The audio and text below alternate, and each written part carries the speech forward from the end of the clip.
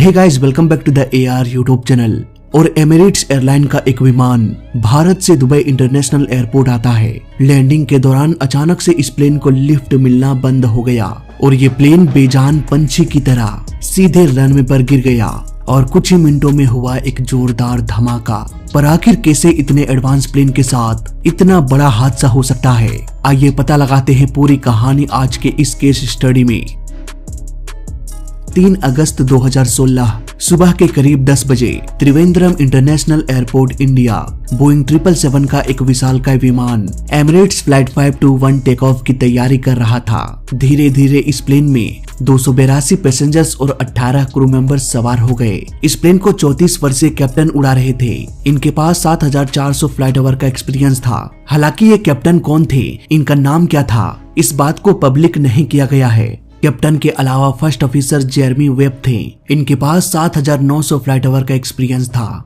10:34 flight 521 Trivandrum international airport से उड़ान भरा। समुद्र के रास्ते से होते हुए ये प्लेन करीब 2 बजे तक दुबई पहुंच गया।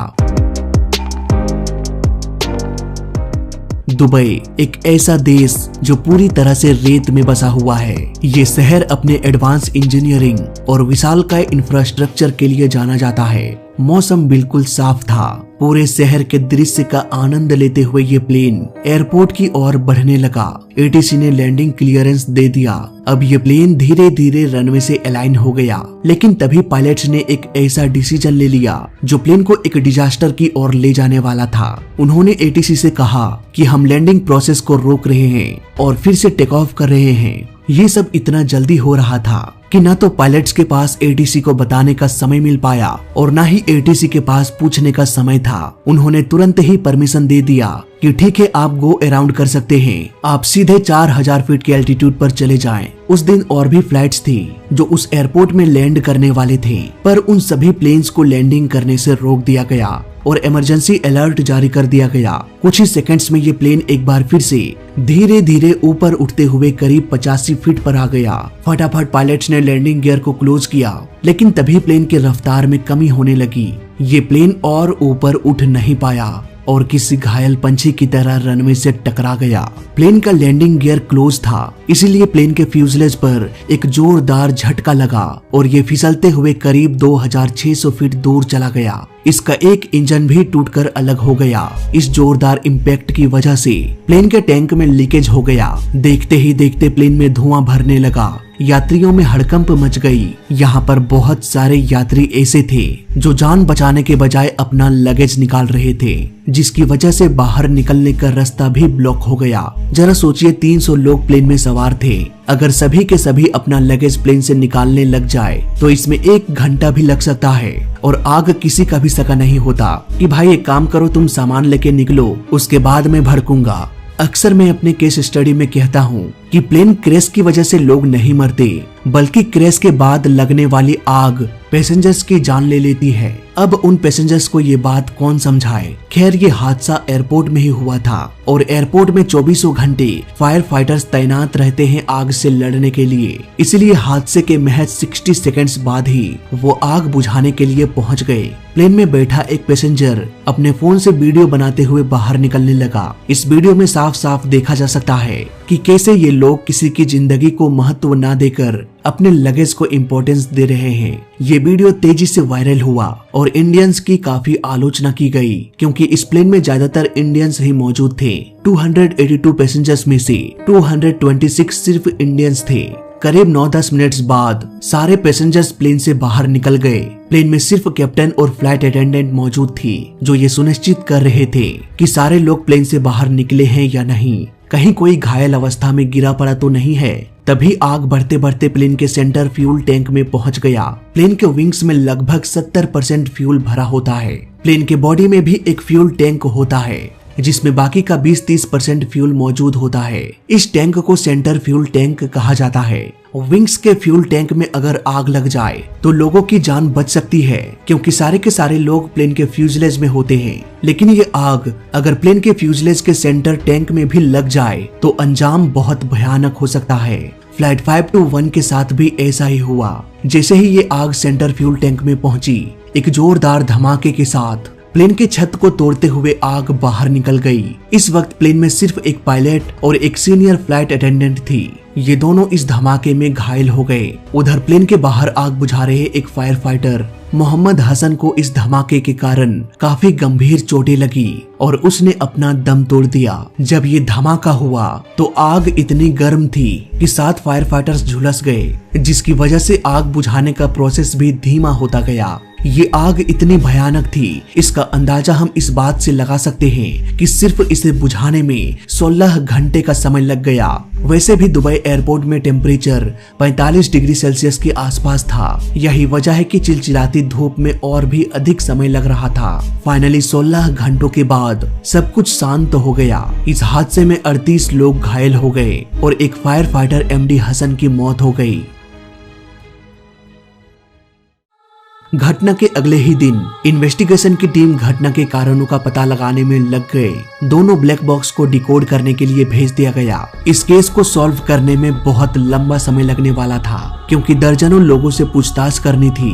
Pilots, ATC, flight crew, black box सभी को ध्यान में रखते हुए उन्हें एक ऐसा रिपोर्ट तैयार करना था जो सभी के स्टेटमेंट में खरा उतरे। सबसे पहले ATC कंट्रोलर से पूछताछ किया गया। उसने कहा कि पायलट्स गो अराउंड कर रहे थे, लेकिन उन्होंने किसी भी तरह का इमरजेंसी डिक्लेयर नहीं किया था। लेकिन हाँ, प्लेन में एक अलार्म बज रहा था। इनिशियल इन्वेस्टिगेशन में ये पता चला कि हो सकता है प्लेन में सब कुछ ठीक हो, शायद इसलिए पायलट्स ने इमरजेंसी डिक्लेयर नहीं किया, या फिर ये भी हो सकता है कि शायद उन्हें खतरे का अंदाजा ही ना हो। प्लेन में जो अलार्म बज रहा था, लैंडिंग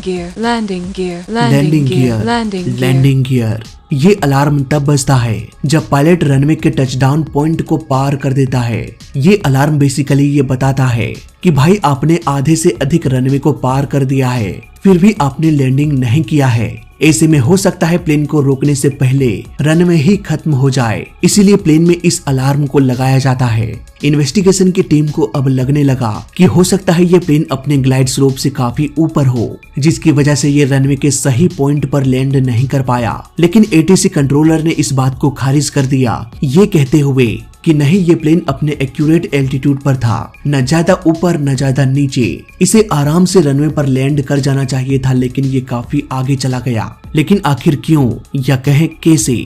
दोस्तों, नॉर्मली जब पायलट्स को ये एहसास होता है कि हमारा एल्टीट्यूड लैंडिंग करने के लिए सही नहीं है, तो ऐसे केस में वो 4-5 हजार फीट ऊपर से ही गो अराउंड के लिए निकल जाते हैं और एयरपोर्ट का एक चक्कर लगाकर अपने सही एल्टीट्यूड को मेंटेन करते हुए लैंडिंग करने की कोशिश करते हैं। लेकिन लैंडिंग के आखिरी मोमेंट्स में पायलट्स को अगर कुछ गड़बड़ी का अंदेशा होता है, तब भी वो गो अराउंड कर लेते हैं, भले ही उसे रनवे पर उतरकर फिर से टेक ऑफ करना पड़े। फ्लाइट 521 के पायलट्स सेम यही प्रोसेस करने की कोशिश कर रहे थे, लेकिन ये प्लेन कुछ 85 फीट ऊपर उठा। इसके बाद इस प्लेन को लिफ्ट मिलना बंद हो गया। प्लेन को लिफ्ट मिलना तभी बंद होता है जब प्लेन का इंजन ही पावर जनरेट करना बंद कर देता है। तो क्या इसके इंजन में खराबी थी? दोस्तों, 3 अगस्त 2016 यानी कि घटना वाले दिन मौसम बिल्कुल साफ था, लेकिन हवा का बहाव सडनली चेंज हो रहा था। इसकी एक बहुत बड़ी वजह हो सकती है समुद्र और समुद्र के किनारे बसा रेतीला शहर दुबई।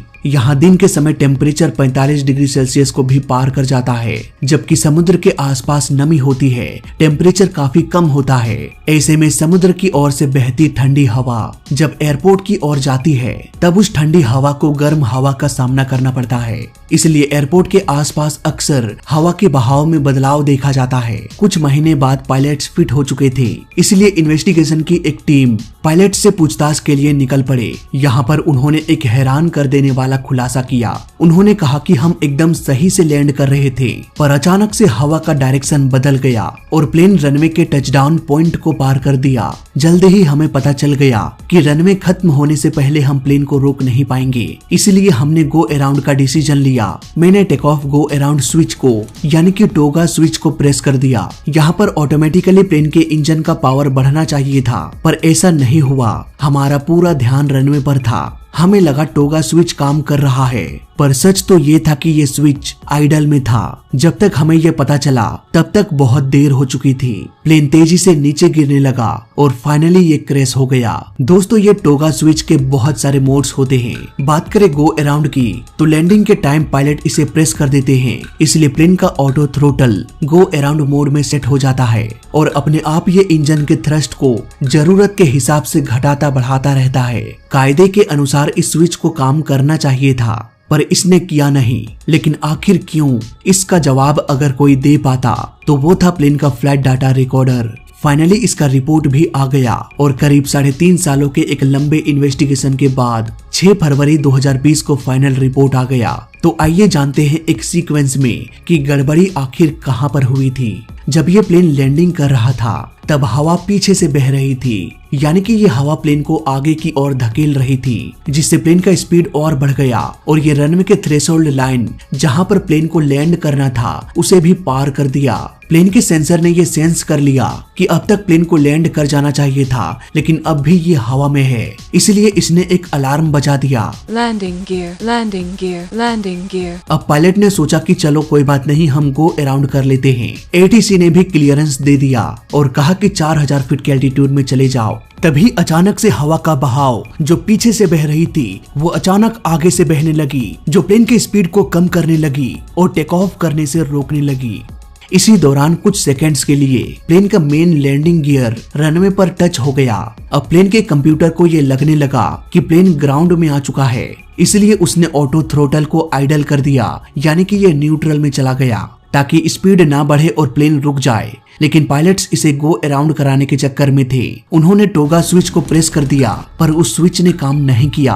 पायलट्स को भी पता नहीं था कि प्लेन का लैंडिंग गियर रनवे से टच कर चुका है और ऑटो थ्रोटल आइडल पर जा चुका है। टोगा स्विच को तब प्रेस किया जाता है जब प्लेन हवा में ही गो अराउंड करना चाहे, लेकिन ये प्लेन रनवे पर टच हो चुका था, इसलिए ऑटो थ्रोटल आइडल पर चला गया। पायलट्स इस बात से अनजान थे कि प्लेन का टायर टच कर चुका है। ऐसे केस में मैनुअली प्लेन के थ्रस्ट को बढ़ाना पड़ता है, पर इन सभी बातों से बेखबर पायलट्स का ध्यान प्लेन के इंजन के पावर पर कभी गया ही नहीं, और जब ध्यान गया तब तक बहुत देर हो चुकी थी। गो अराउंड के समय पायलट्स के पास बहुत ही अधिक वर्कलोड होता है। फ्लैप्स को सेट करना, लैंडिंग गियर को ओपन करना, टेल स्ट्राइक से बचाना, एटीसी के ऑर्डर्स को फॉलो करना, ये सब कुछ जल्दी जल्दी करना पड़ता है। दुनिया जमाने का अलार्म दिमाग का दही करता रहता है, सब कुछ बहुत जल्दी करना होता है। इसके अलावा पायलट्स को ट्रेनिंग के दौरान ये बताया जाता है कि गो अराउंड करते समय टोगा स्विच को प्रेस कर देना है, इसके बाद आप अपने काम में लग जाइए, ऑटो थ्रोटल अपना काम करता रहेगा।